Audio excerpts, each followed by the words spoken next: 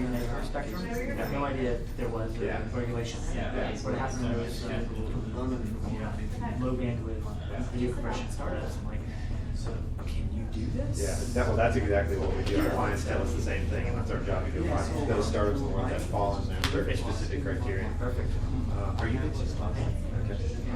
We should grab a copy of your Yeah. What's your last name? Joy. J-O-Y. 16 years. It was my brother before, but 16 years. Are you in Capital Factory? I'm here. Usually I'm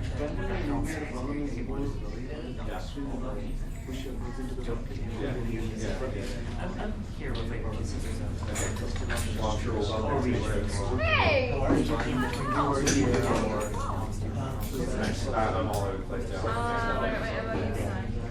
Yeah. Nice to meet you. Reese.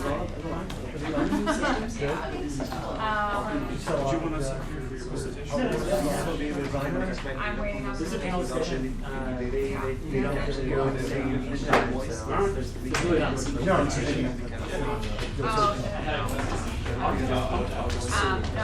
I paid him. There's always lunch, but what doesn't mean that we don't have to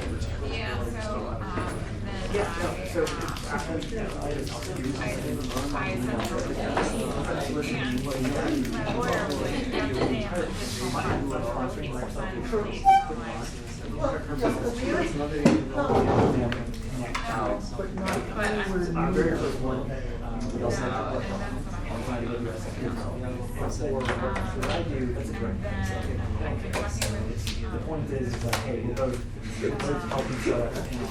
Coffee tomorrow. Oh, no. Hey, did you I wasn't.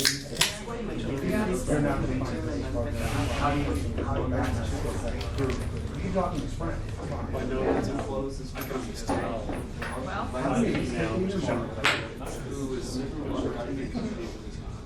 It's not. I'm saying you a lot. Okay. And so. Sorry, he's out of it. No, that's. I don't think there is. Hi. It's freezing in here. It's gonna fill up. Yeah. It's gonna fill up. Good to see you. And then. So these are, because I went to we I talked to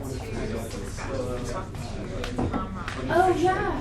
Yes. I'm good, so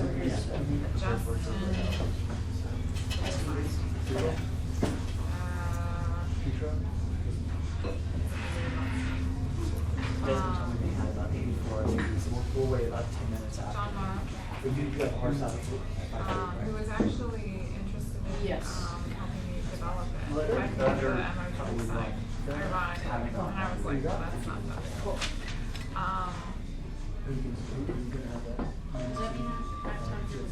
Yeah. I haven't followed up with that, and the reason I haven't is because I'm not ready, and I wanna. So my first and foremost thing is to find. So we'll get kicked off here. Give folks another 5 or so minutes to kind of trickle in, and then get kicked off with our panel and ask Okay. them. Did you know I was in here? No, I'm sorry. Oh. Sorry. I'm actually just about over. Yeah. Okay. All right, thanks.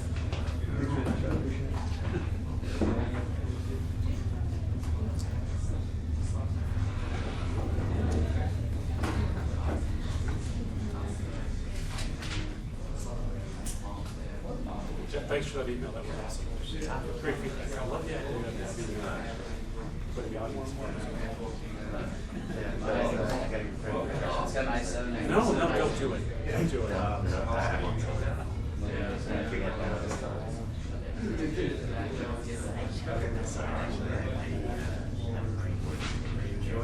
Yeah.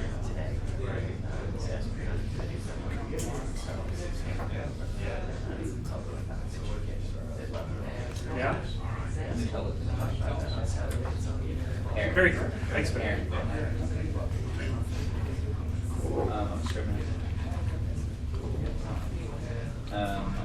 Starting on Monday,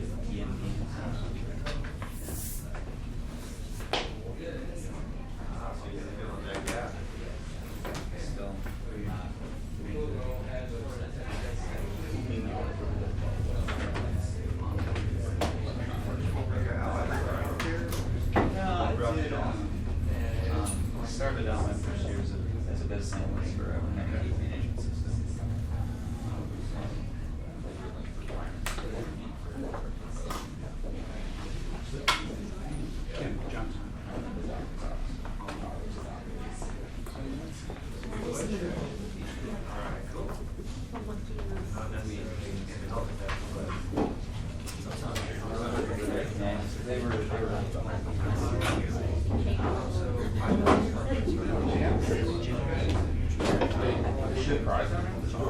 I interviewed her, yeah.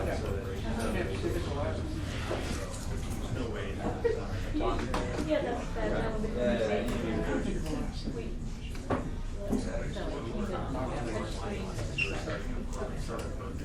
Yeah, so user experience discussion.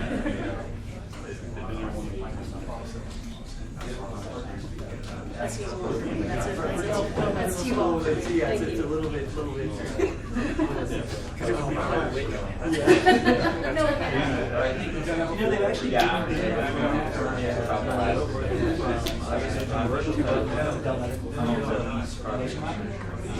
so one of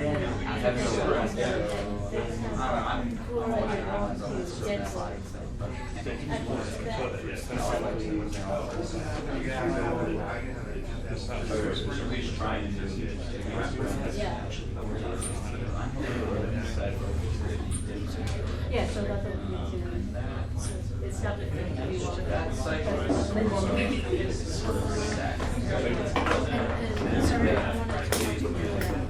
Oh no, that sounds nice to see. Jackson. I don't. Younger Jackson. Yeah. Mostly. Yeah.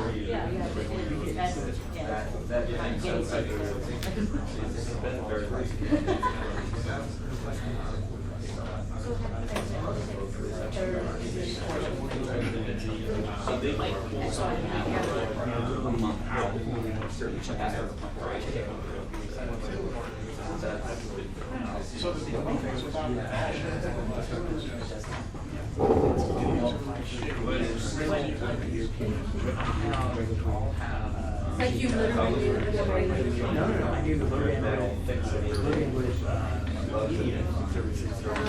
yeah. And then there was an additional course specific 533 Gene like. So, Besides Jackson for a while. but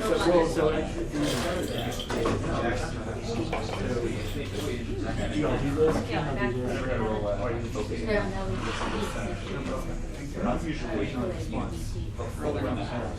And when I was in Yeah, that's what there's like yeah, I found out I tossed it over.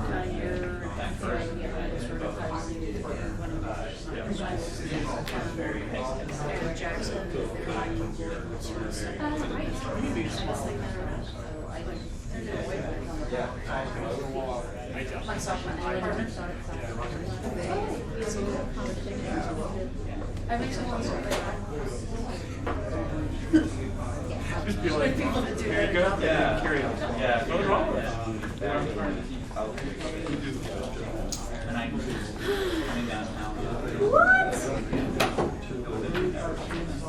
Can't take my seat.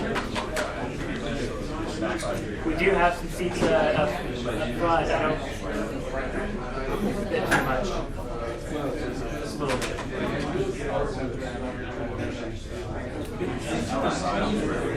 You might or might not be. I don't know. True story, a little personal anecdote. Grew up in a small town here in Texas called Hempstead. We battle with Hope, Arkansas, the watermelon capital of the world. So Who's your better? Just checking. But we have a watermelon festival, and as part of that festival, there's seed spinning contest. Yeah, I won it 2 years in a row. Yeah. Is there a secret? It's probably not first, it's probably, It's to have winning on your side. Like one of the times, I literally stood in. Hi, how are you? Yeah, thanks for coming. Like it was a freak of, there's no way physically possible to do that with, like, as far back as the falls. Like, No way. That was clearly impressive. That was clearly way over. Yeah, pretty much. Yay, there's a prize for front Is there a row. prize? I'll spit buses in. Nine baby self-conscious. Go right ahead, I'll leave this to Okay, well, so we'll probably have a few more people trickling in, but be mindful of time. Let's go ahead and kick this off. So thank you everyone for coming to the latest installment of the Working with Giants, aka Corporate Startup Programs series at Capital Factory. This one has a health tech focus. And a little bit about the series in general.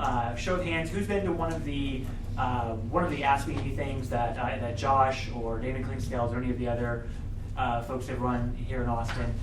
You know, there are Ask Me Anythings around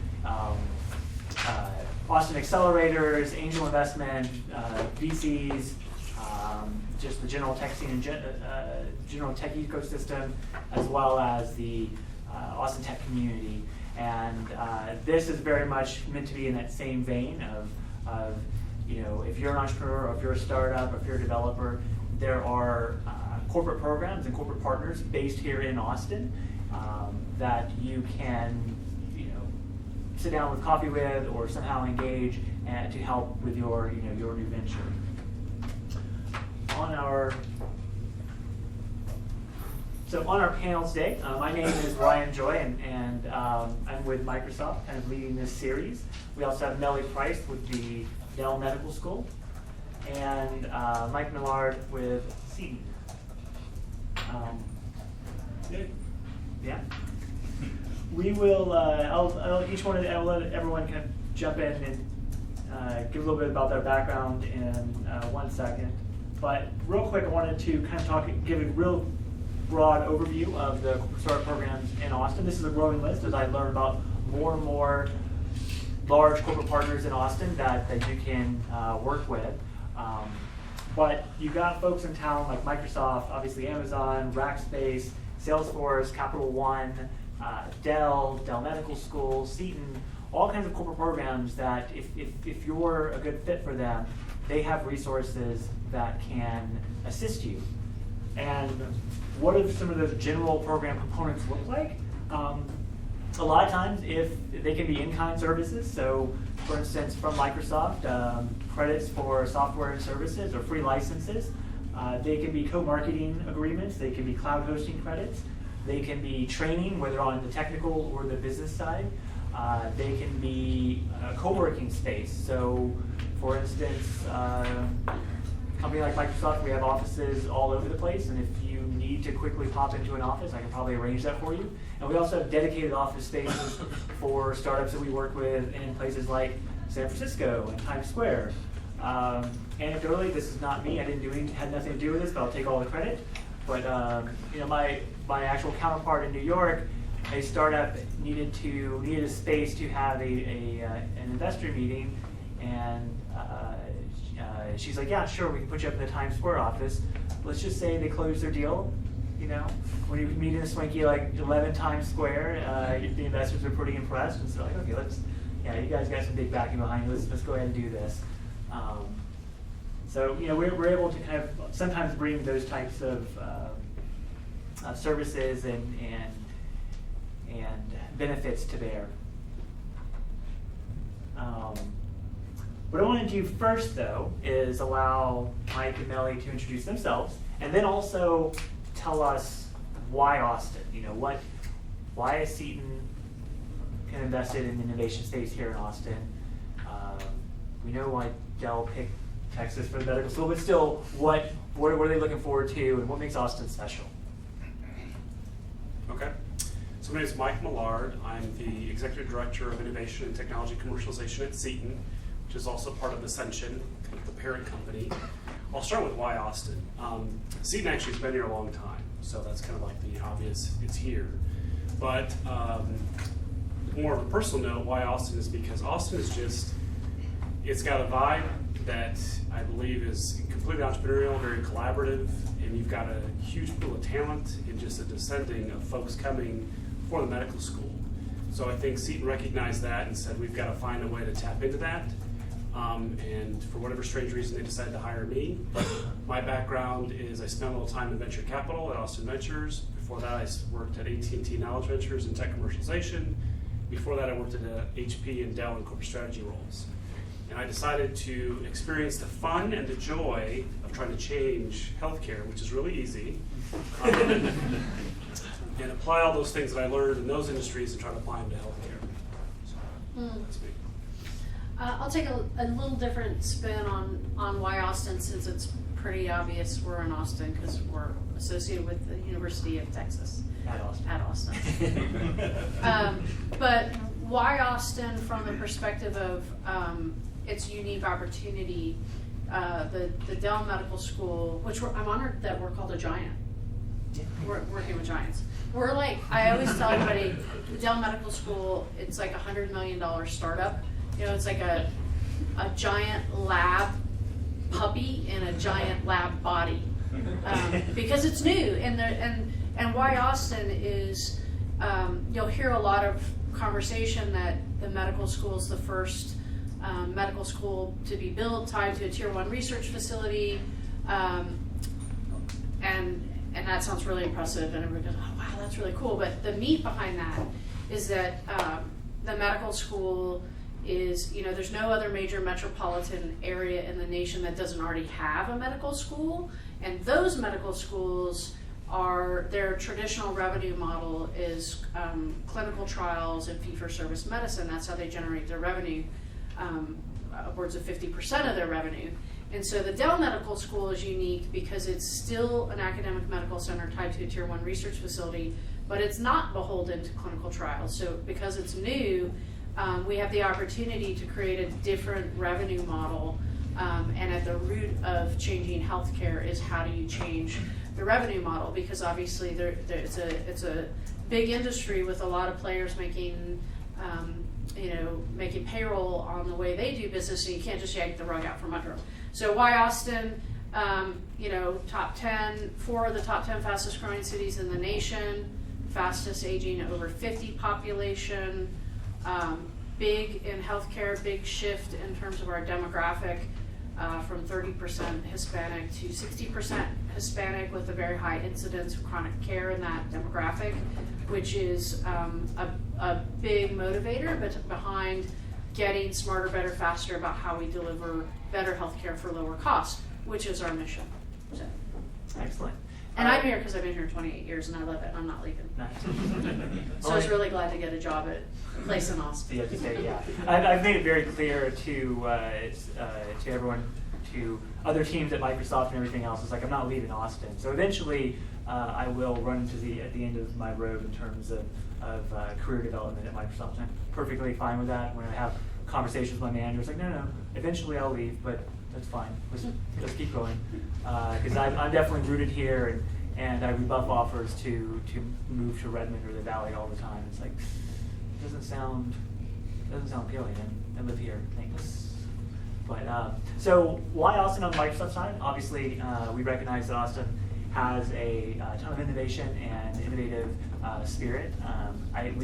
I also recognize that Microsoft does that. Like Mike said, it's a collaborative environment. It is a bit different than the environments we see in a place like New York or Silicon Valley, or even Chicago. And we want to invest in ecosystems and nurture ecosystems where startup innovation happen. That's the way that Microsoft has been successful, and that's the way that Microsoft will be successful in going into the future.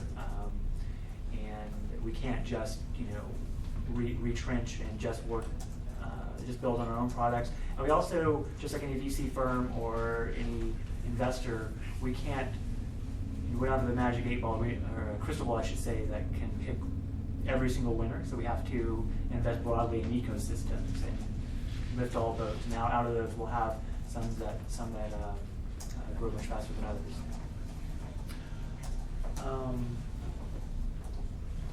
So next, Melanie, if you can tell us what kind of things does, what kind of programs or offers or opportunities can startup founders or startups get through the Dell Medical School?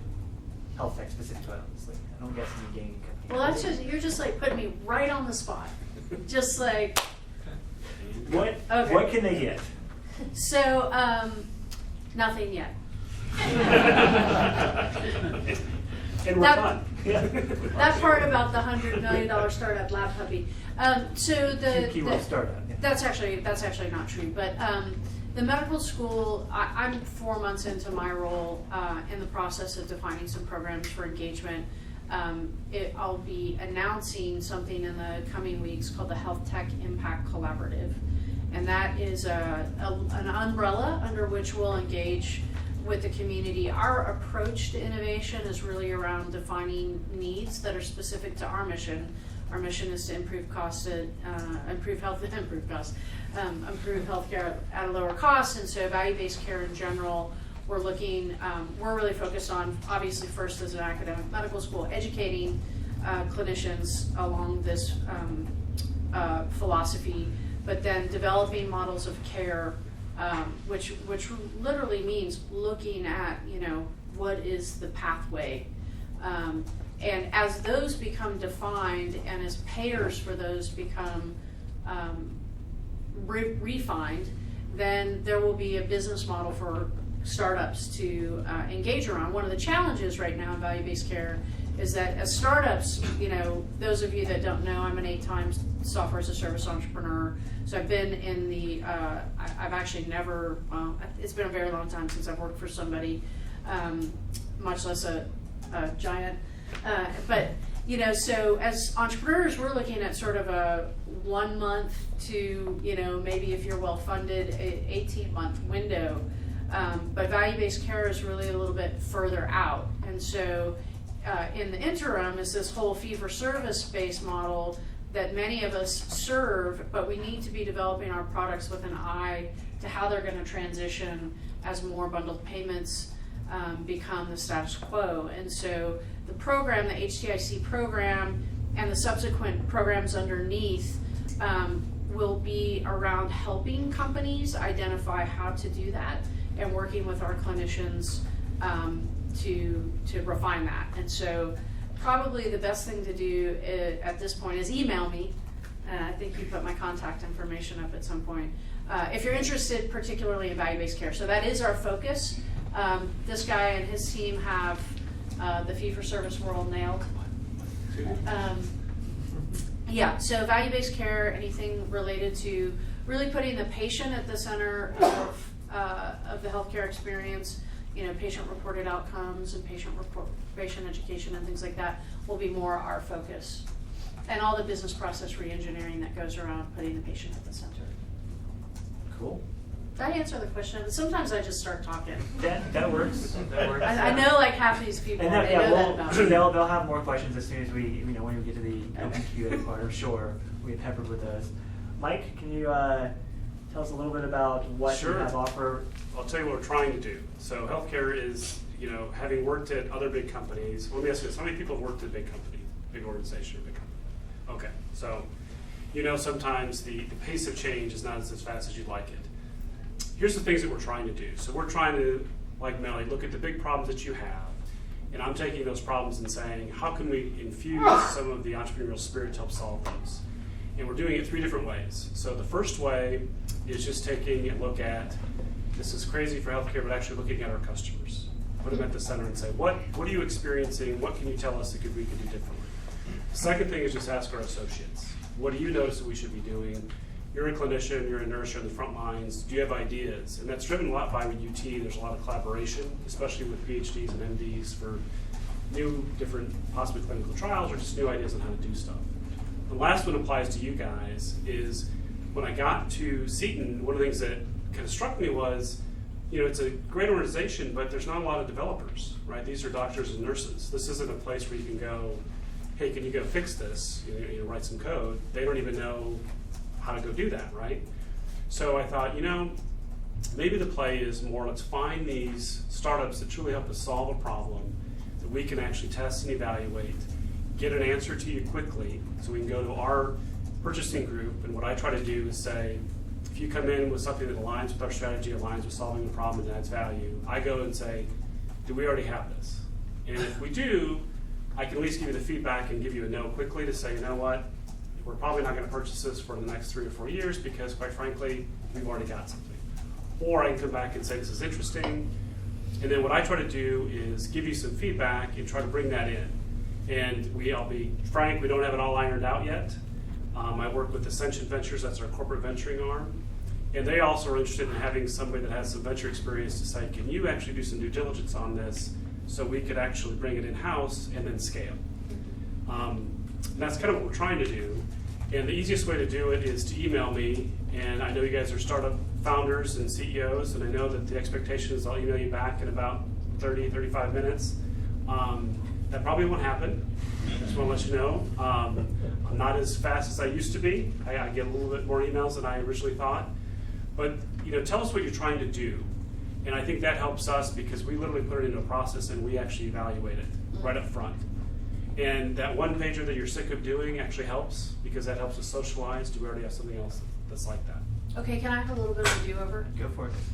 I forgot to mention a couple things. I don't want to steal your thunder. To Mike's point, because we're so early stage and we're defining our programs and we're defining our models of care at the same time, the biggest thing that the community can do right now is our model, long-term model, I mentioned earlier that we're unique in that we're not clinical trial revenue driven.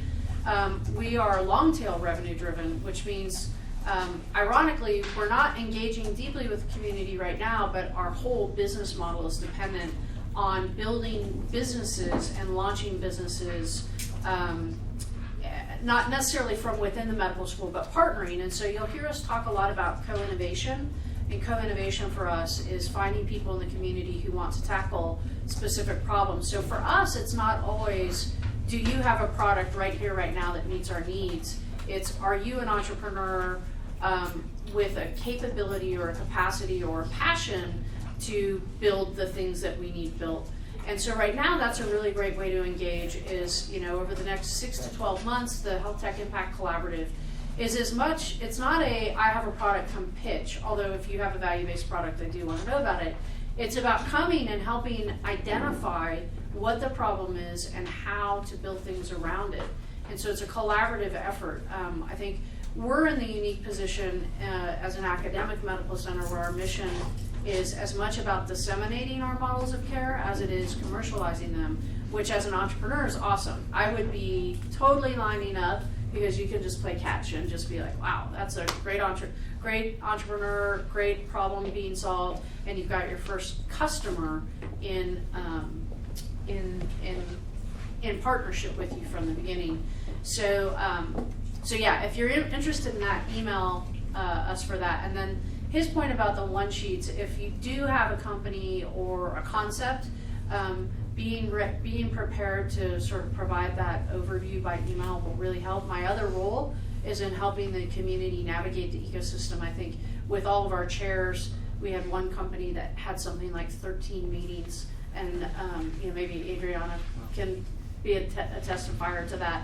It's easy to get a meeting. It's really hard to convert it into something of value. So my goal is to be a channel for that and help you find the right person to connect with relative to your product or service offering. Awesome. So my role at Microsoft is as the local startup lead or evangelist for essentially all of Texas or South Central U.S. My primary focus areas are Austin and Dallas, primarily Austin.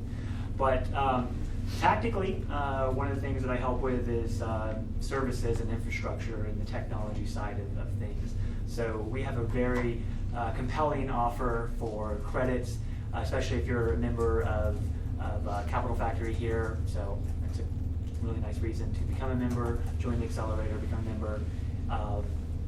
And we have offer that we have a ton of cloud credits that can make sure you're not paying anything in infrastructure for years to come. But beyond that, I'm always very clear that if that were my only role, then there's no reason for me to be in Austin, right? If I just make it rain free stuff, then I could just as easily do that via telephone from anywhere. I'm based in South Dakota, and wouldn't have to pay the cost of living in Austin. So, but You would be in South Dakota. Yes. You'd still be in South Dakota. I know, yeah. I'm saying because we have teleteams there. I'm saying we have a teleteam that was there or something. Like Just making sure. or concierge. I told you, I'm not leaving Austin. At a certain point, I'll be able to do something else. But my point being that there is a reason that Microsoft has someone like me here in Austin, someone in New York, in Chicago, and that's so that we can actually understand the local ecosystem, have face-to-face time, understand your business, so that I can help you potentially navigate the Microsoft org chart.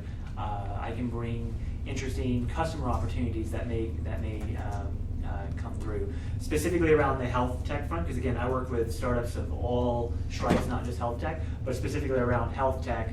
I can help you make sure that you have a BAA, Business Associates Agreement, from Microsoft, so that you're all buttoned up there for HIPAA compliance.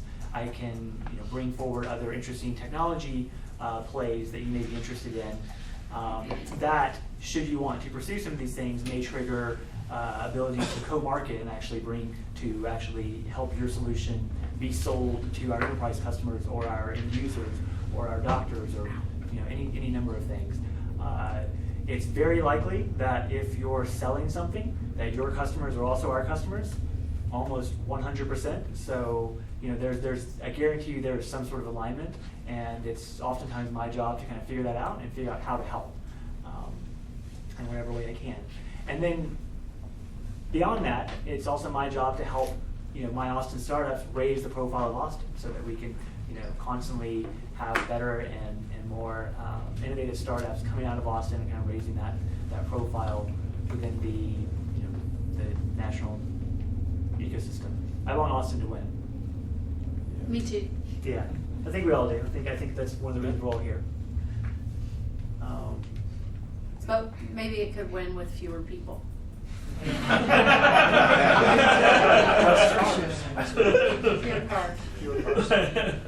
don't think. Was that my outer voice? So. Growth is good. I love growth. Yeah.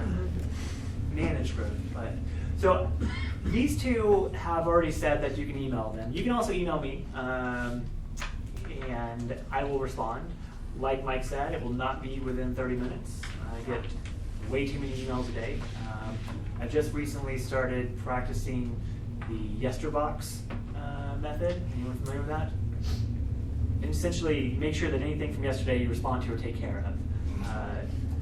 So that's actually working out well for me. Sure, yeah. Perpetually. Yeah.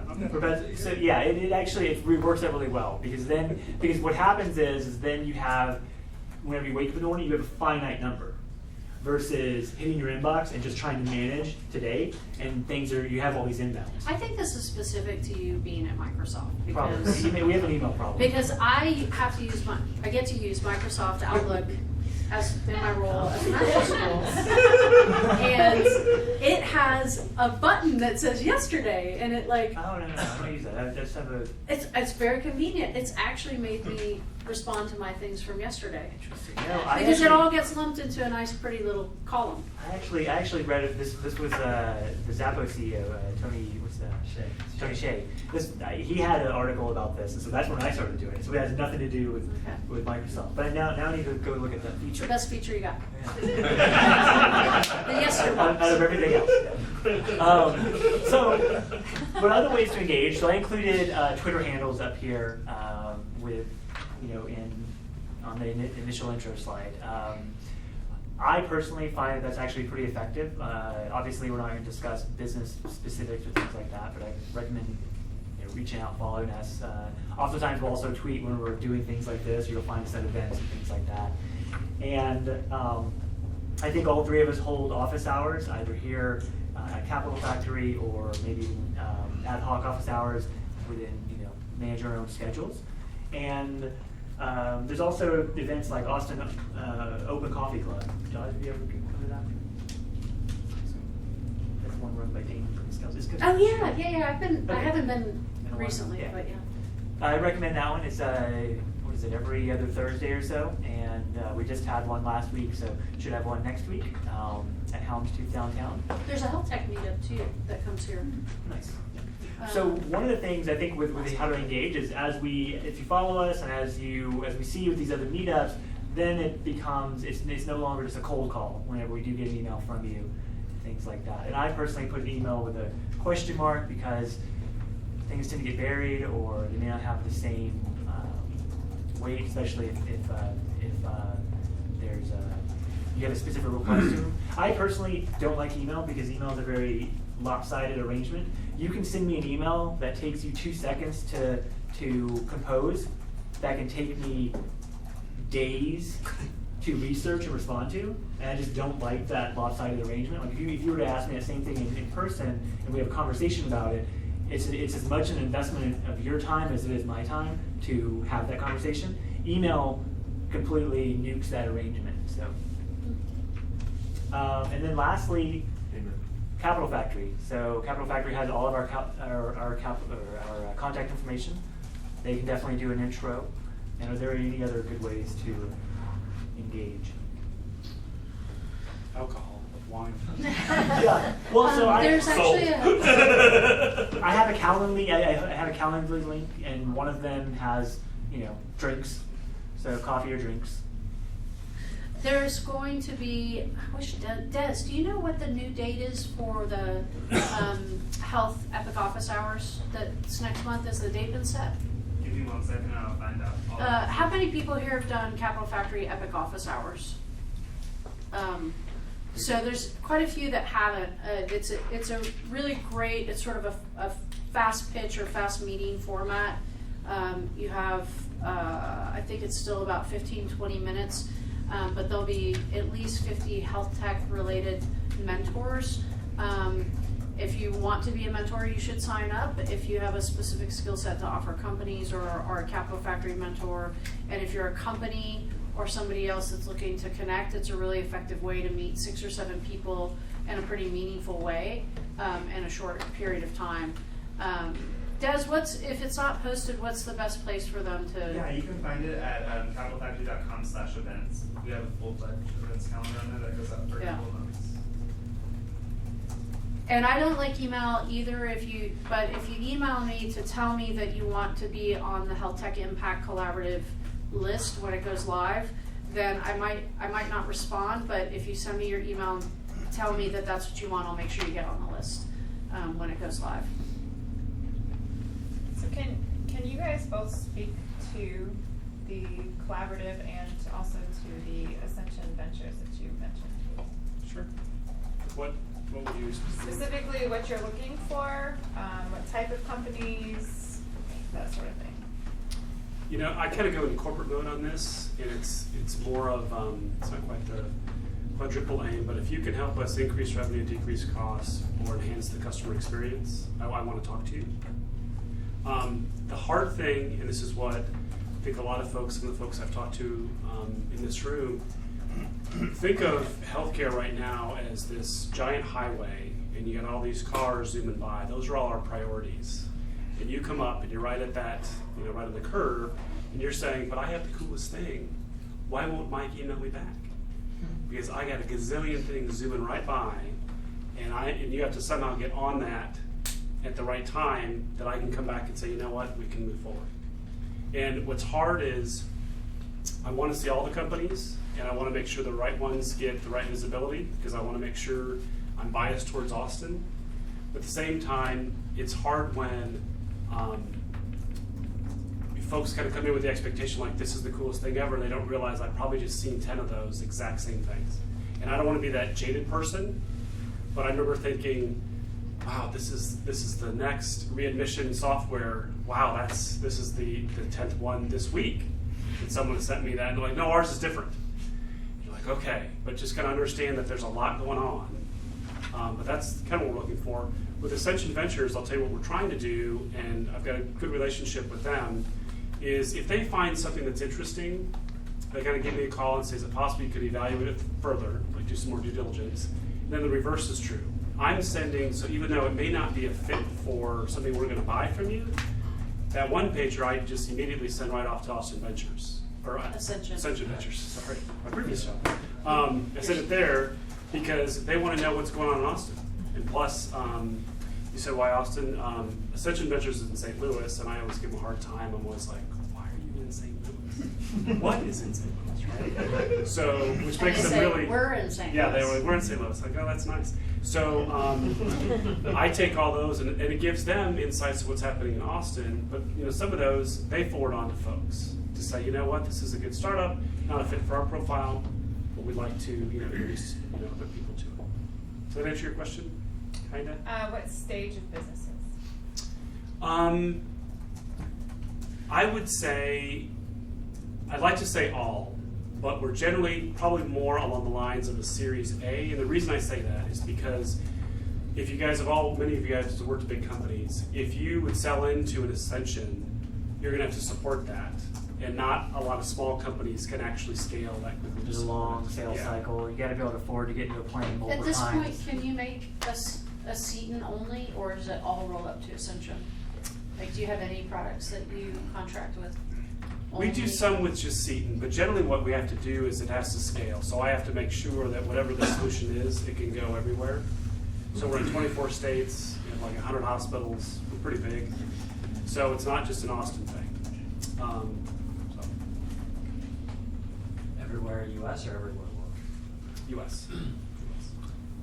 And, yeah. If you're not sure that something is right for the entire Ascension system, do you do pilots to sort of try things out? We do, but I'll tell you what, and this is sort of I've learned in healthcare the last 3 years, pilot sometimes has a bad connotation with folks. We tend to pilot something and then it just kind of lingers on and then we buy it. And then we went for years, we just bought stuff. So it's kind of like you'd have Star Office and 5 different versions of Microsoft Office, and then everyone's going, well, how did that happen? Because we piloted something. So what we're trying to do is say, before we pilot, is this something that truly can scale? Can it be supported? Does it hit our strategy? Does it solve a problem? And then we also look at the team. That's kind of my background. I look at the team and say, is this something that truly can help us? Is this something we could do further collaboration with? So, hope that answers your question. Yeah, the specific situation is, I'm sure a lot of people in the room know that a lot of people in healthcare are not exactly real big on change. And so if you really get to where you're innovating deeply at a process level, you've got an awful lot of people who are naysayers. And just to say, everything is right maybe, but you've got to actually prove that the end effect is really going to be worth change. And that sometimes a pilot's a great way to do it. Absolutely. And I think what we're trying to do is just add some sophistication to say, we don't not want to do pilots, we want to do them, but we want to make sure we're doing the right ones. Because we have some, be quite frank, sometimes there may be a particular physician or a clinician that likes a certain piece of software and says, I want this, and they end up getting it for, say, one floor of a hospital. And then from an IT perspective, people are wondering, how does that happen?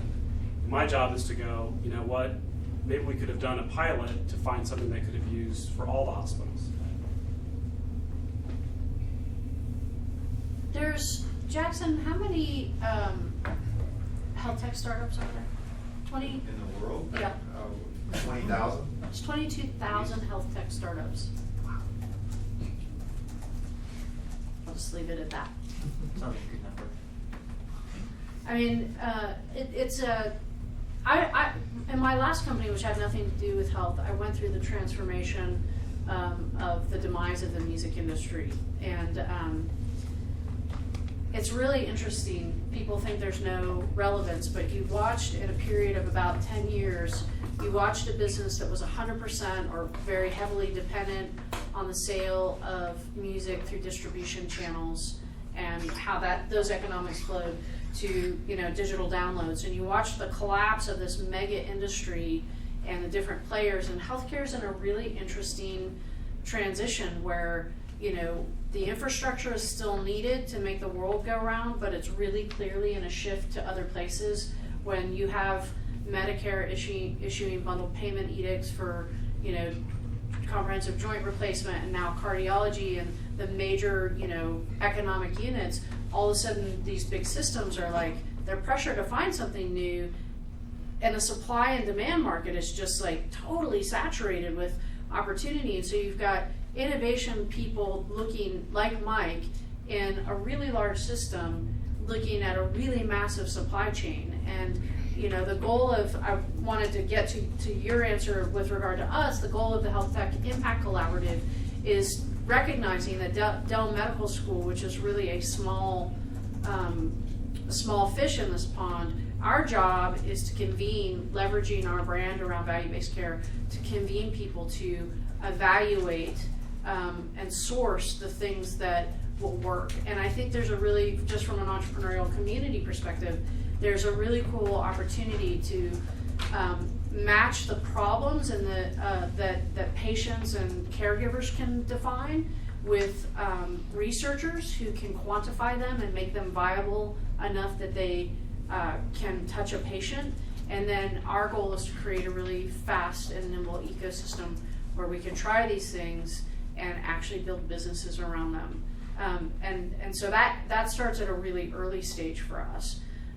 We're stage agnostic. I mean, if there's a large partner that can bring those resources, we would talk to them. But as an Austin entrepreneur, and the reason I took the job is there's like an amazing opportunity to dive in there and start to build that stuff that in 10 years, when the inflection point switches, is the major market force. So, very exciting times. So one thing, for something we're to purchase, it'd probably be a Series A, and we probably do a pilot for that. But I do want, I'm definitely pro-entrepreneur. I'm not as cool as you guys, so that's why I look like this, but I'm trying. One of the things that we developed at Seton is we came up with something called the Innovation and Technology Fund. And it's not a large fund, but really what it's supposed to do, and I chartered it to say, could we write small checks to you guys to keep the thing moving along so you could show some proof, maybe a proof of concept, that eventually Ascension Ventures or somebody else could actually write a bigger check. It's very pro-entrepreneur. We're a nonprofit, so I don't take any equity. It's literally go knock yourself out, keep us informed. And we're trying to use that as more of letting the folks internally have access to here's what's next. And the checks that we're trying to write are between 5 and maybe 20. They're not ginormous checks, but they're things like, hey, I need a prototype. Hey, I need to do a pilot. Hey, I need to do this. And you're kind of in no man's land, right? Maybe your angel money ran out, and the VCs are all waiting for you to get a customer. You don't know what to do. And that's where we're trying to say, let's keep that going, but that's not necessarily something that we're going to always purchase, but I'm trying to make sure that ecosystem keeps moving, that you don't stall out. Mm-hmm. Yeah, and in a similar way, your question wasn't specifically about acquisitions or Microsoft, but we take a similar approach. We have different programs for different companies at different levels, but we have an accelerator program, actually 7 first-party accelerators, 1 here in the U.S. in Seattle, that we have had a health theme. It was 2 years ago, and it's also a no equity model. We have a different ventures arm that does actual ventures. Our accelerator model is more about investing in the ecosystem and having close collaboration with those startups, and we give them essentially a stipend as well. It's not a ton of money. I think it's $25K. And have them in Seattle for a few months to kind of collaborate and work with them.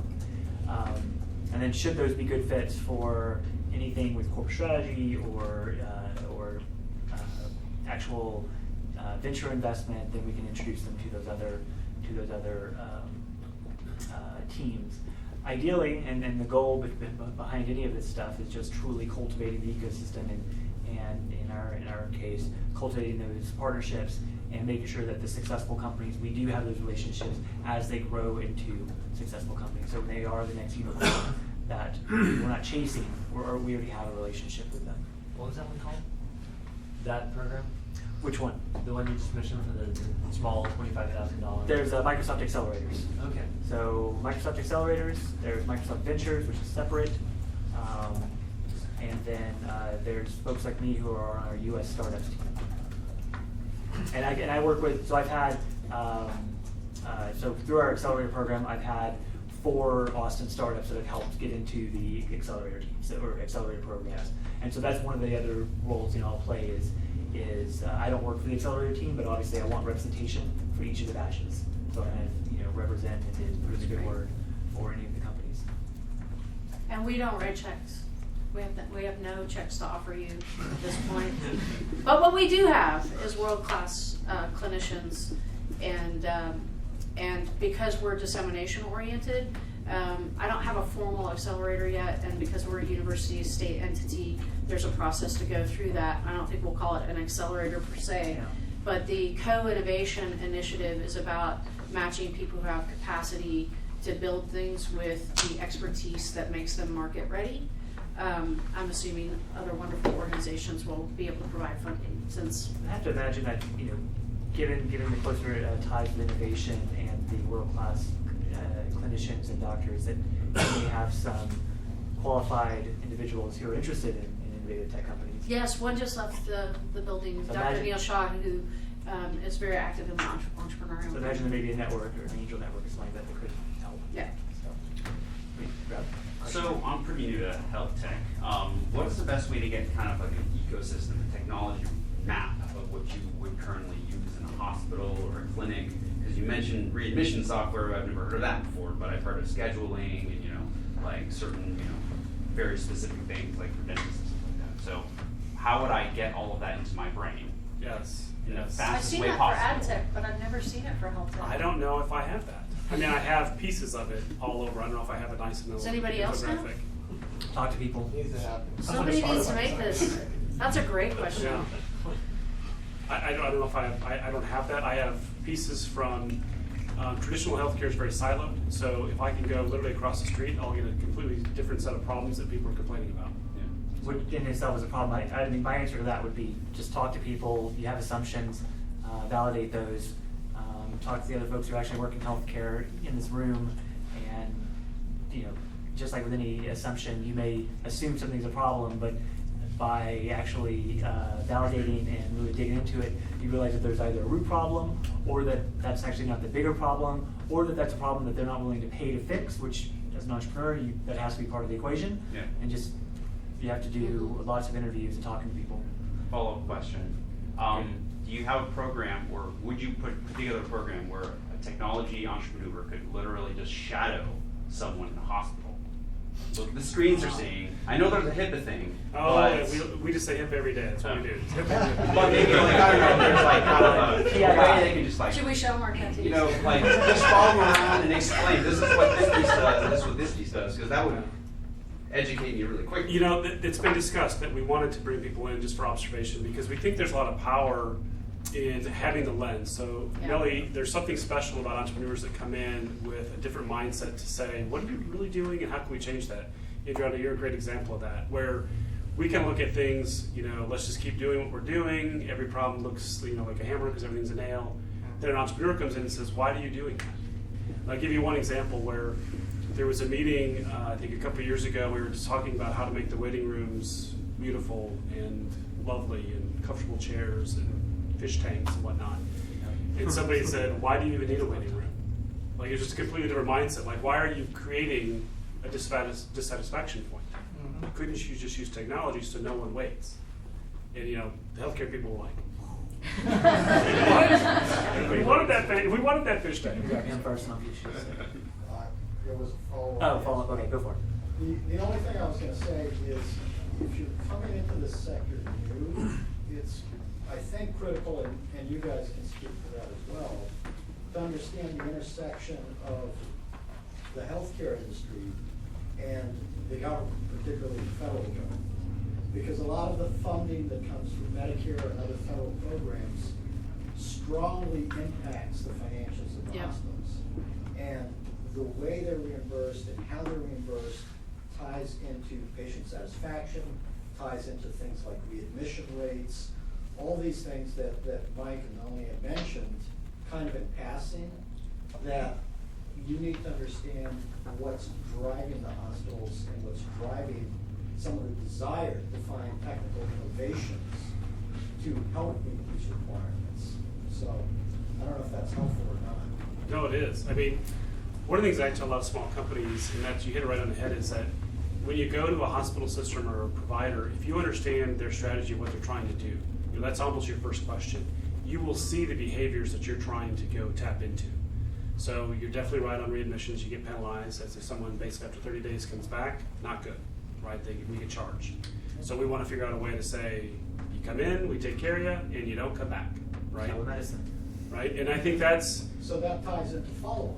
Right. Follow-on care, follow-on with the patient, a whole slew of potential problems and potential solutions to those problems. right. That have not been adequately addressed yet. Right. Yeah, you say telemedicine, but yet, which as technologists, we're all like, like, use mobile phones to see people unless they're dying. And you know, there's not a reimbursement model for that in a lot of cases. And so the policy aspect is really critical to understand the business drivers and particularly the reimbursement models. And how do we bridge that gap between where we are now, which is if it doesn't have a CPT code to bill against, then nobody's going to make any money. So it's either philanthropic or reimbursable. And so that makes it really hard to build a business. So you're kind of forced into this, am I consumer facing? Am I a health tech consumer facing product because I can get revenue there? Or am I going to actually try to change the system, in which case there's a lot of risk related to revenue, which makes you unappealing from an investment perspective. That's a great point. Even if you're just technology, invest in getting to know the rest of it. And the other thing, I was going to say, is that, and this is one of the, I did another talk, and if I could say one thing to folks when they come, because I came from tech, I've worked at Dell, and I remember the mentality of, this is the best thing ever, the best feeds and feeds. Why on God's green earth would you not buy this? It's less than the competition. What's wrong with you? And since being at Seton for the last 3 years, all I can emphasize is workflow, which I never really thought was a big deal. But doctors have a certain way they do things. Nurses have a certain way. And what happens when people come in, I know you know this, there are a lot of people. And they're not all the same way. No, it's crazy. The entrepreneurs don't realize that once you change that one thing, you have this ripple effect that now just creates havoc for either the entire floor or the nurses and everyone. But the entrepreneurs are like, but my solution's better. It is, but if you were now the nurse that has to deal with that ramification, they're like, you know what? I'm good. I'll just keep doing it the way I'm doing it. I don't want to deal with the headache. Anecdotally, my wife used to be an RN at Brackenridge, and whenever they would install new systems, I mean, it was an age gap, an age difference there as well. But the nurses of 30 years, they're just like, I'm not doing that. And the most recent ones were like, it's better. This is, has a better interface. It doesn't beep as much. Yeah.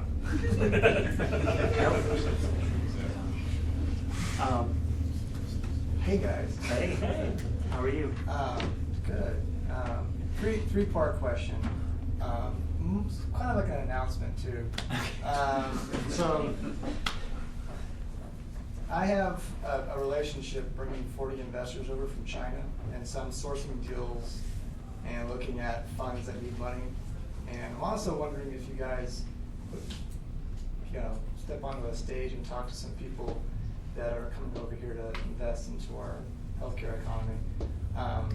The interesting thing is, I actually have my own projects I want to talk to you guys about after this, related to stem cells and pharmaceuticals. Big update. Okay. But yeah, I want to get these people to meet the best. That's why I'm here actually sitting here today, because I'm busy too. But you guys are busier, so this is rare, guys. But one of the interesting things is that this is an event supported by Penny Fisker and the federal level, state level, and local level. It doesn't get any bigger than this. So I'm looking for the best of the best that wants money, and I'm looking for leadership to show these investors what we're all about. They range independently from $50 million to $100 million per investor. We have 16 of height, 40 committed. We're getting their passports. This is what I do, by the way, if you guys want to talk to me after. I do FBI and healthcare stuff. But that's what's going on. So we'll talk That's awesome. later. But I'm just curious, like, if you guys you know, guys like me want to come to you for sourcing. I want to find deals that you may have passed on that could potentially be cycled out to someone in China that has an Absolutely. Well, we pass on everything, so. Well, we have a big. Let me cherry pick. No, I think it'd be great because we score them. So I kind of, I'm creative, so I like to put a number on everything. So deals come in and we look at it from a strategic standpoint, solving a problem standpoint, all these things. Yeah. And then if it fits, then we kind of put it on the right path. Is it an Ascension venture thing? Is it something that we want to go pilot? Is it something we just need to have someone else look at it? Is it just a no? You know, this is time travel. I'll be your no. secondary marketplace. And then I'll send them. Yeah, I'll definitely send them your way. Cool. So we pass on everything, and we're 100% dependent on either philanthropic or investors that want to invest in value-based care. Cool. And we have a whole pipeline of opportunities. So the challenge with a state organization is, you know, organizationally, how do you make that happen? Now, I do want to talk to you after this about what you're doing with the impact paradigm, because this is not just one. This is a platform that we're trying to build with these investors from China. This is not a one-time thing only. I've been doing this for 3 years, trying to get this thing cooked up. But I want to somehow figure out how do we, you know, come to you with value-based opportunities to put what you're doing on the pedestal in a more, you know, concurrent method. So I don't know if there's interest of that in your plan, your strategic plan, your objectives coming up in Q4, but maybe we can talk. This is also for Microsoft as well, because we're looking for corporate sponsors. We have some of the biggest names you can think of in the area for economic development, but having Microsoft startup, you know, innovation, technology piece could be a good you know, start. Yeah. Sorry, I gotta go. She has moved to her next thing. Like you said, everyone's busy. So yeah. Yeah, the Epic Ops Hours, the health tech one, it's gonna be on the 17th of, 1 sec, sorry, I had it in my mind and then it's gone. On the 17th of November, and you can find it at healthtech.eventbrite.com and register there if you'd like. That's it. Cool. What did he say it was called? It was the Health Tech Epic Office Hours. What was the website again? Health Tech, EOH, like Epic Office Hours, .eventbrite.com.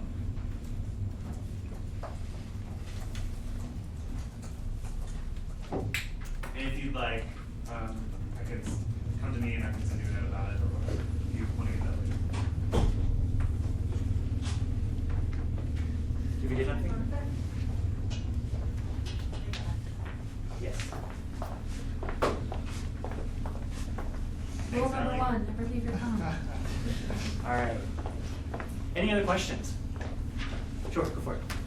Hey Mike, so you talked about Ascension Ventures and Ascension Seaton. So can you kind of clarify the org chart? Who makes decisions around implementing technology versus investing in new technology? Will it be Ascension Health or Ascension Ventures in terms of implementing start technology? Yeah, I'll do the classic, you know, week, it depends. But generally, it's going to be Ascension Health is going to make the decision. What we're trying to develop is just a better pipeline that if they have something they think is really promising, that we can actually do some due diligence, because they may not have access to a bunch of clinicians who go, you know, that's actually not a good investment. That's not really good. Or, you know what, when we look at it through this lens, we might buy it, but boy, you know, nobody else would. So generally, it's Ascension Health is going to say, yeah, we want this. I just try to say my kind of bias is if we have a corporate venturing arm and they want to invest in something, I think we should try to purchase that, because that's probably a good thing. Is it always a point of care focus, or are you looking across the whole system? Try to look across the whole system. So what I'm trying to build right now is find my counterparts throughout, and innovation is not necessarily huge in a lot of healthcare systems, especially hospital systems.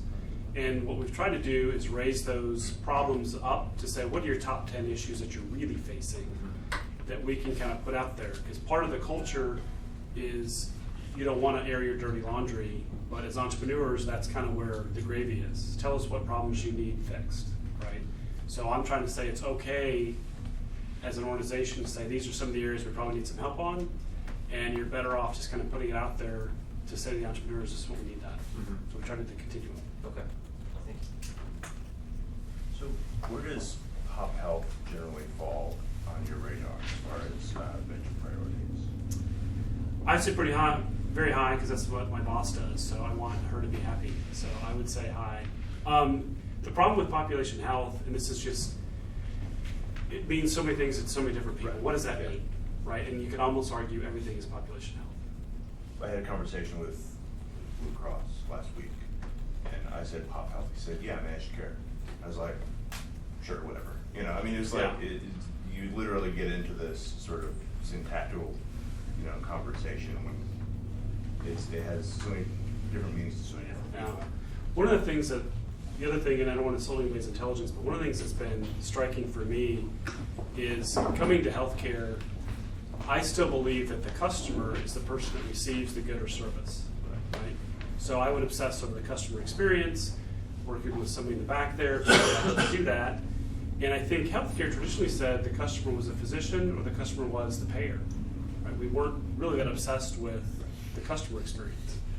And I think that's the shift to going to value, is you've got to almost worry about, okay, they may not pay or be the person paying, but what was their experience like? Did they have, you know, was it easy?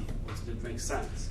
I think what's hard, kind of the layer on that, is that customers generally are irrational. We're just kind of a pain in the butt bunch, really. And I think I've talked to many, many nurses and more doctors who said, you know, Mike, I don't understand how you can tell me that the parking was really difficult and they gave me a low score when I did everything I'm supposed to do clinically correct. And I'd say, well, because they're consumers and they don't make any sense. And that's just kind of the way it is. And Mike, to your point, once again, that ties into the economics. Because if your HCAP scores are dropping because the reported experience from the end user, the customer, is not up there, the hospital provider is going to be penalized. Yep. And you're absolutely right. The doctor is going to say, look, the patient care was great. You know, we got a great outcome. The nurse is going to say, yeah, we took care of them. We did everything we could. We thought they were happy. And yet, you're getting back negative feedback, which directly impacts the revenues of the hospital system. And therefore, there's once again an opportunity when you say population health. This is what, from the hospital perspective, they're looking at to try to understand and manage favorably, both to ensure a good outcome for the patient, but also to ensure a good outcome for the healthcare provider, so they can continue this virtuous cycle. Yep, you're absolutely right.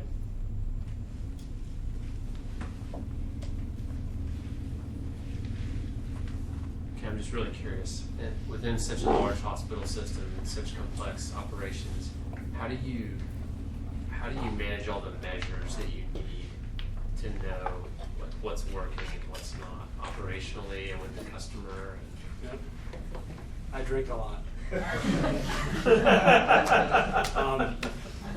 You know, in my world, I don't know if I have a magic answer for that, because what I'm trying to do is, you know, I'm kind of an entrepreneur, so I get paid every week, which is a good thing for my marriage. And I'm not worried about disrupting things. I'm trying to find something that may change it. So I look at things like, I'll give you one example, the HCAP scores. From a business standpoint, they're usually about 3 months late, and they're usually telephone based. And it's useful, but from a business standpoint, it's hard to react to that or respond to it with an action item.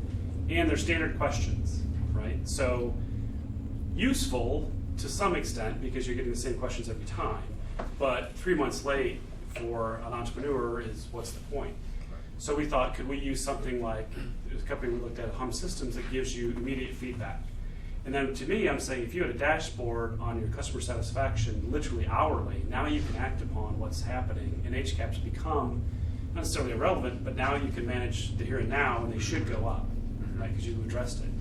On all the different metrics and stuff, I'm more interested in how can I, you know, increase the revenue, decrease the cost, enhance the customer experience, and I'll let the operators worry about all that good stuff. But there is a lot. You're absolutely right. Yeah, I mean, it sounds very complicated. All right, any last questions? So I've been in a couple of these health meetups, and there's usually a lot of people from like Dell Medical School or a hospital or physicians, but there's no one ever from an insurance company. Why is that? Because it's like, they're the people who are paying, so that's like half of the story. Is like the relationship so bad between like hospitals and physicians and insurance companies that they can't even be in the same room, or? Yes, sir. As part of the organizing team, we did reach out to some, but they did not answer me. So there's that. Well, yeah. I actually, I mean, that's a good, it's a good hypothesis. Stephanie, I think it's the opposite. They're actually, I mean, we've worked with Blue Cross, we've worked with United. They're actually very interested in how can they, because their incentive is to pay less, right? So they want to keep getting the money but pay less. So they're kind of aligned with how can you keep people healthier, how can you actually have a better experience. They've actually, to me, been more interested in doing this kind of stuff than maybe people realize. Plus, insurance, I don't think connotes people's, great feelings, like, oh, insurance, right? So people don't get that excited over it. But I found them to be very helpful. Not specifically related to health, but one of our accelerators was focused on home and home automation, things like that. One of our partners was a large insurance company. Is State Farm out of Ohio? Bloomington, Illinois. Okay, it may have been State Farm. I may have gotten that wrong. But anyways, it was because they were very focused on, reducing incidents of accidents and all kinds of things in the home. And a lot of the companies there were devices. And they were also very interested in also the data sciences. So there's definitely appetite for innovation and especially around data science and things like that, at least that I've seen. But I don't know why they're not here. So that's a good question. They did not respond to Desmond. That's why. They're busy planning for open enrollment right now. Yeah. Anyone else? Well, cool. Thank you so much for coming to this.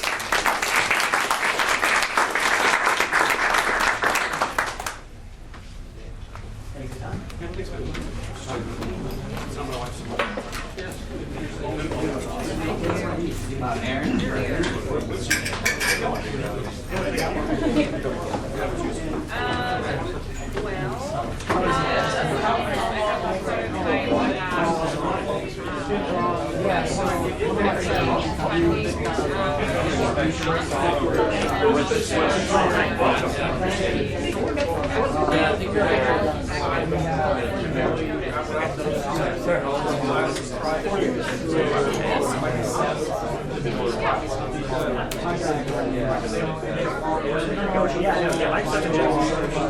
Right around the time I started, things got really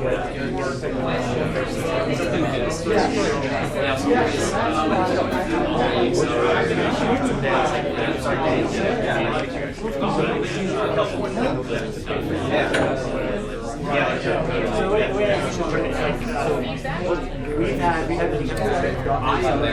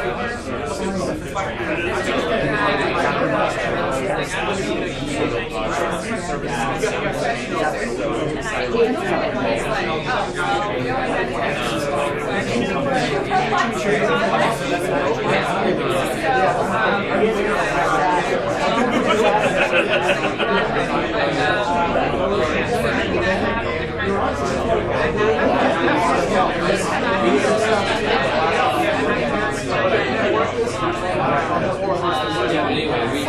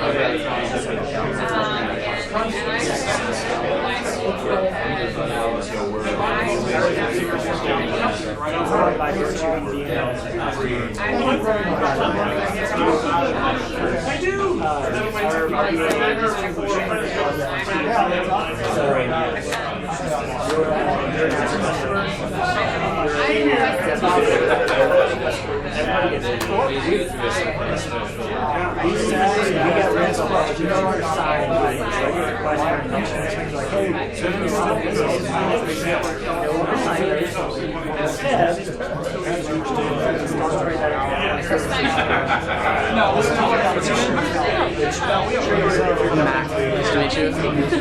So, yeah, well, I'm from Houston originally, but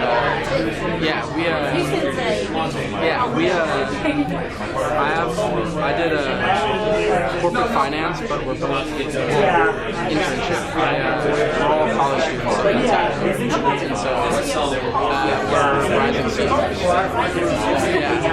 But we're taking like reduced hours, just enough to like keep open the finance lab and stuff like that. What about you?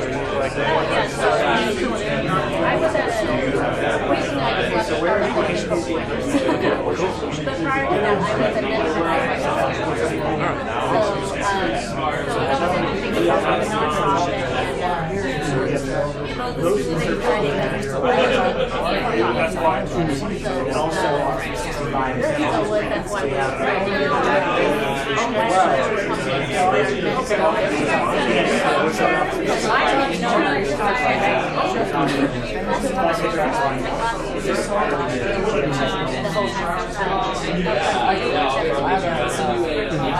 So you just from like making a startup here?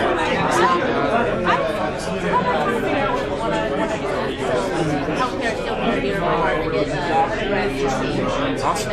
so, and then I wanted to It's a sort of career path shift. I know a lot of folks in the health IT space that a lot of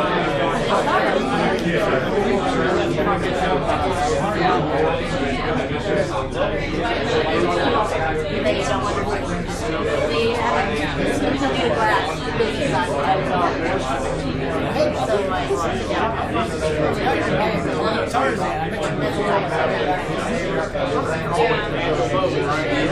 Like you probably heard us say to him, we left our business cards at home. If you have a business card, we can share something.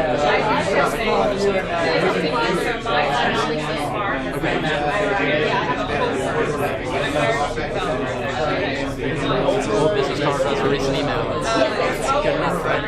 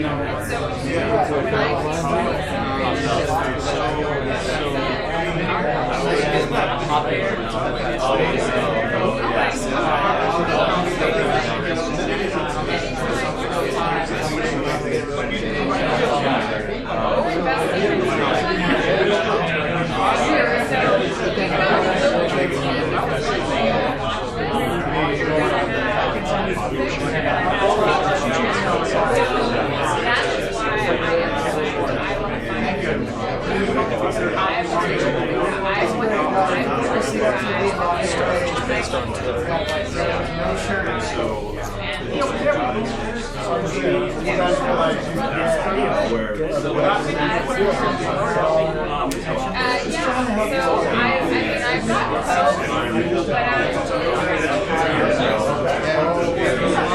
Actually, things are happening in India rather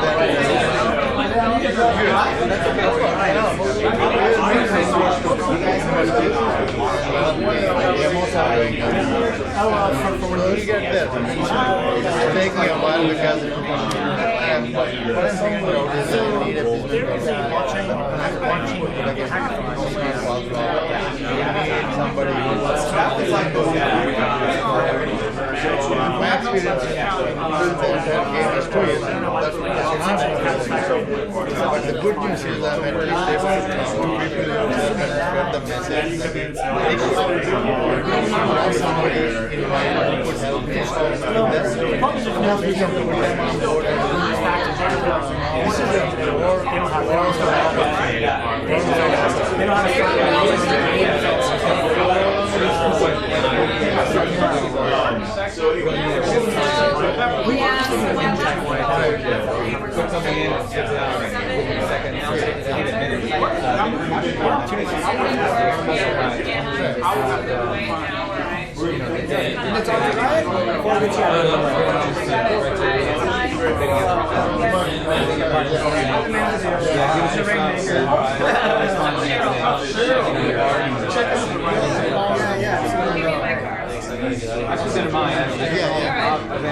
That's the problem with these events. Yeah, the thing is,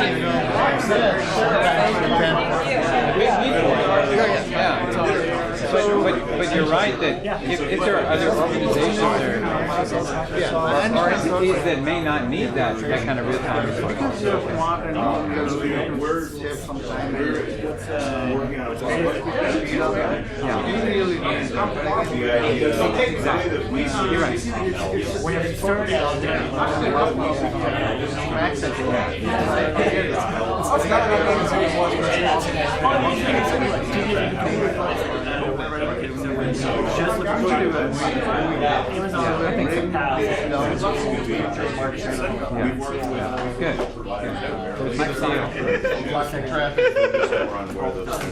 Yeah, and then you have 1% for So we're looking at payers and ACO. You know what's great about that? Trying to figure out how to cover that. Very interested. They literally, the only thing they can do try to make sure that you're already sure. And you know what? Whenever we add 5%, I actually tried to yeah, 10%. Yeah, magnifies. Yeah, exactly. And then that they have to they have to map that. So it's a tough place to be. I just think that we got just emerging markets like the internet, something like 2 billion people from places. So Microsoft even adapted this you'd be real tie. It's like kind of I like want to know more about this because what I'm trying to do you're going to get someone and put the gas on the burning. And there's all that stuff happening. That's beyond I can do. but I know how to one of the go try this thing out. when we're talking specifically about investments like that, there are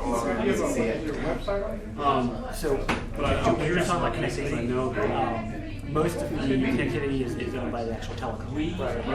Most times, are you riding on telecom? I'm over at actually at Brack right now. One of the closest We have right in the companies that we have undersea cable. So we have cable that goes from we have cable that goes from the Eastern Seaboard to our data center. We have cable that goes from the Eastern Seaboard down to we have cable that's ours. We have cable that goes from the West Coast to Australia. We're going to compete anyway. We walk the factor for that. Like we're not sharing that. That's ours. That's a major capital investment into But we should look at all that. It's good. It's just interesting to think about Facebook's long tail players trying to write was technology really and true, coding and all that. and just. But anyway, man, I definitely want to. We should catch some time, some coffee, some FaceTime, man. I've been, dude, like, my last venture is to the corporate investment. And I'm like, whatever. Okay, so I'm starting a stem cell company where I'm funding education for the proceeds of our production. So I'm taking essentially worship jelly, which is the umbilical cord tissue, productizing it, and then giving moms an educational sort of fund based upon it's a new. Tell us. Sam, good to meet you. Actually, I'm a consultant right now, IT consultant here about a year and a half. How's it going? I was gonna say hello to Scott real quick. I'm one of your partners. I do software product. Oh, which company? Order Ready. Okay. We're for the factory industry. We're actually, and I want to let you know, we're building an incubator around this. And it's going to be over 100,000 square feet. We've got everything from robotics, embedded chips, You have a card on you? I don't know what I was going to build last night, and I gave away my cards. Or if you follow me on LinkedIn or Twitter or hit me up on LinkedIn or something. I also don't have any cards, so. Wanted to follow up. That's actually one of the don't. Still pull me up on LinkedIn. That email address I never checked. Yeah, they want me to come out to Yeah. Okay, so I'll do that. I'll but we're just gonna, we've got a combination with ACC and Global Technology. Okay, and what is specifically, what types of companies are you focused on? Right now, what we're doing is this incubator, which is education. Okay. And, you know, it'll be Gerber, for our industry, anything that moves, anything shell on Gerber Technology. Okay. Absolutely. It's already For the next 2 or 3 weeks, if I can find you, so it's all Fridays are best for me. newest Friday morning. and then my son daughter on will be Fridays. anywhere between conception. Okay. We can throw everything from these goods, factories, everything, everybody's right over 100 countries. Nice. Yeah, I'll connect with you on LinkedIn. I'd love to grab. I mean, is the facility open now, or is it? Well, they're building what? $40 million web.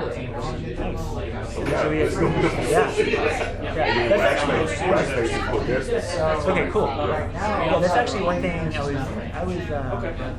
I actually thought that they were going to be wet lab there, but it sounds like they're just focused on care, not necessarily biotech.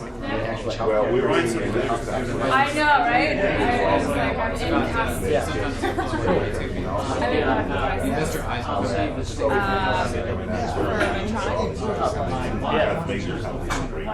Yeah, I'll connect, and then I'll also let you know. We should connect and let you know what's in much more detail than we talked about tonight. What specifically? So then I guess we need to take the tall trades back. What are you working on? Our philosophy is to organize collaboration.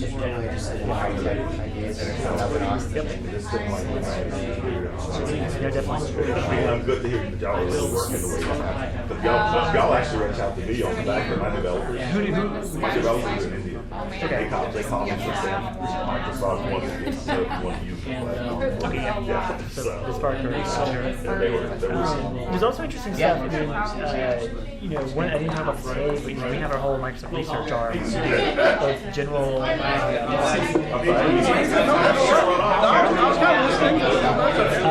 General applied research. So my dentist is I've heard of this other deal. I'm not that dealership, obviously, but I have heard of this. And there's a real Shaw in the Southwest Airlines research, general research. In like the yeah, it's a pretty common name. But yeah, I've heard of this dentist dealership in Austin. Yeah, I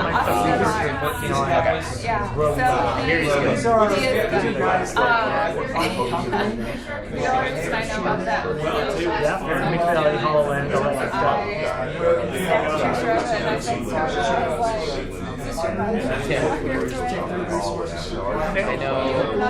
I know at least 3 Dr. Neil Shaws. Oh, really? Yeah, not counting this dentist and this Dallas doctor.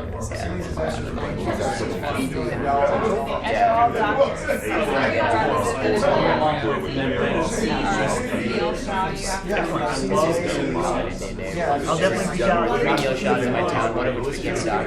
There's another meal shot last year. Definitely. For the last 20 years. It gets confusing. Cheers. All right. Hey, tell us. Yeah. Enjoyed the talk. Appreciate your time. Yeah, it was good.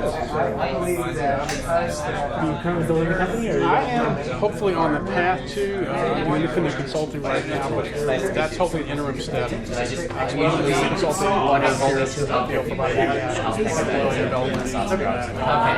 Got some ideas, nailed down figures. Unless you have a pot of money, right, and you can leave your salary 9 to 5. It's hard to do that. So I said, well, I'll do some consulting, just kind of hopefully keep my ears to the ground, work with customers, some clients, get some experience, hopefully partner trying to get a prototype up in about 6 to 9 months and get some feedback. What if I may ask, what? Absolutely, sure. What do you focus on? Well, the idea. What problem are you focusing on? Sure. Okay. So the problem, what our interest is building a cloud-based platform to provide real-time analytics to guide decision support at the point of care.